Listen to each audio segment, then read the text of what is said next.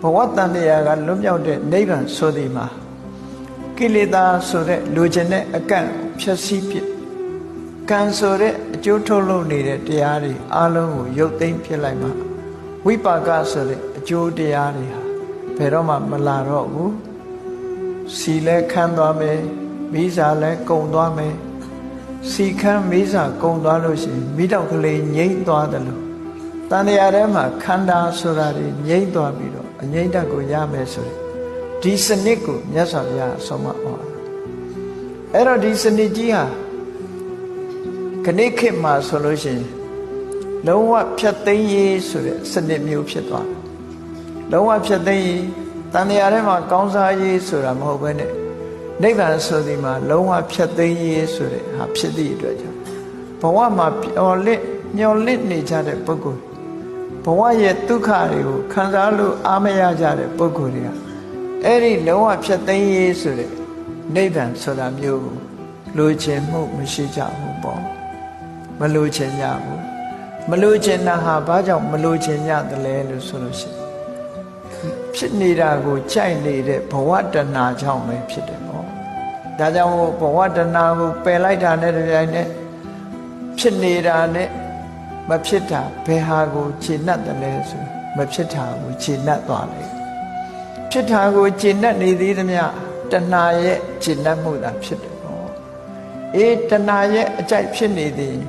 တဏှာဆိုတာဒုက္ခသမုဒယပဲဒုက္ခကိုဖြစ်ပေါ်စေနေမှာပဲဖြစ်တယ်ဒါကြောင့်မို့ဖြစ်နေသမျှတော့ဒုက္ခအဲ့ဒီအဖြစ်တွေရအောင်လုပ်နိုင်မှဒုက္ခဆိုတာရသော်ဘုရားသခင်ကိုရမြတ်ရဲ့ဟောပြောချက်ကိုရှင်သာရိပုတ္တရာမထေရမြတ်ကသူဖွင့်ဆိုဟောပြောထားတဲ့ပဋိသမိတာမက္ခပါဠိတော်မှာပိဿနံခန္ဓာနံនិရောဓောနိစ္စံနိဗ္ဗာနံတိပတ္တံတောဆိုပြီးတော့ရှင်းပြခန္ဓာ၅ပါးရဲ့ချုပ်ငြိမ်းမှုတည်တာလဲနိစ္စနိဗ္ဗာန်ဖြစ်တယ်ဒီလိုပြောခန္ဓာ၅ပါးတို့ရဲ့ချုပ်ငြိမ်းမှုဖြစ်တဲ့နိစ္စနိဗ္ဗာန်ကိုရှုမြင်နိုင်ပြီဆိုရင်တမ္မတ္တနိယမဩကမတိဘယ်တော့မှမပြောင်းလဲတဲ့မှန်ကန်တဲ့မက္ခနိယမလို့ဆိုတဲ့နိဗ္ဗာန်လမ်းကြောင်းကြီးတဲ့ကိုရောက်သွားပြီလို့ဘယ်တော့မှနောက်ကြောင်းမပြန်တော့တဲ့နိဗ္ဗာန်လမ်းကြောင်းကြီးကိုရောက်သွားတယ်။ဘာကြောင့်ရောက်သွားတာတုံးဆိုရင်ကိရိတာဆိုတဲ့အကန့်ကိုဖျက်ဆီးလိုက်လို့ကိရိတာအကန့်ကိုဖျက်ဆီးလိုက်နိုင်တာနဲ့တပြိုင်နက်ကံဆိုတဲ့အကန့်ဟာပျက်စီးသွားကိလေသာနဲ့ကံဒီနှစ်ကန့်ပျက်စီးသွားပြီဆိုရင်ဝိပါကဆိုတာစီနဲ့မိစာရှိနေသေးသမျှတောက်နေတဲ့မိတောက်ကလေးလိုပဲစီလဲခမ်းသွားပြီမိစာလဲကုံသွားပြီဆိုရင်အဲ့ဒီမိတောက်လေးဟာရနိုင်စွာမရှိတော့ဘူးငြိမ့်သွားအဲ့ဒါကိုမြတ်စွာဘုရားကဟောတာသွားခါတဒါဖြင့်တန်လျာထဲမှာရောမြတ်စွာဘုရားရဲ့တရားဓမ္မတွေဟာအကျိုးရှိသလားလို့ဆိုအလွန်ပဲအကျိုးရှိတယ်တရားဝါတွေတန်လျာထဲမှာလူတိုင်းမရှောင်လွဲနိုင်အောင်ကြုံတွေ့နေကြဗုဒ္ဓဘာသာရောဗုဒ္ဓဘာသာမဟုတ်သူရောမြန်မာလူမျိုးရောမြန်မာလူမျိုးမဟုတ်သူတွေရောဘယ်နိုင်ငံသားဘယ်လူမျိုးဘယ်တရားဝါပဲဖြစ်ဖြစ်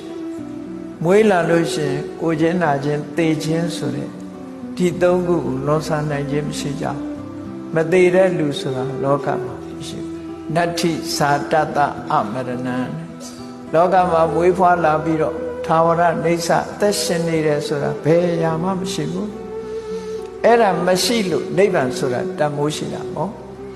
အကယ်၍သာမွေးဖွားလာပြီးတော့မသေးတဲ့နေရာရှိမယ်ဆိုရင်နိဗ္ဗာန်ဆိုတာဘယ်သူမှသွားเสียမလိုတော့ဘူးပေါ့မြတ်စွာဘုရားသခင်ကိုရောမြတ်ကတခါတော့ကကိုရောမြတ်ရဲ့လက်သေးပေါ်မှာရေမုံလေးတင်ထားပြီးတော့အင်းငါလက်သေးပေါ်မှာရှိတဲ့ဟောဒီအမှုံကလေးလောက်မြဲတဲ့သင်္ခါရတရားရှိမယ်ဆိုရင်တရားကျင့်เสียမလိုဘူးတဲ့အဲ့ဒီလောက်လေးတောင်မှမြဲတယ်ဆိုတဲ့အရာလောကကြီးမှာမရှိဘူးဒါကြောင့်မို့လို့တရားကျင့်ရမြဲတာတွေမရှိလို့သင်္ခါရနယ်ရဲ့အပြင်ဘက်ရောက်အောင်ကြိုးစားအထောက်ကြရတာဖြစ်တယ်သင်္ခါရနယ်တွင်းမှာဘယ်တော့မှမြဲတာမရှိဘူးလို့ဆိုတဲ့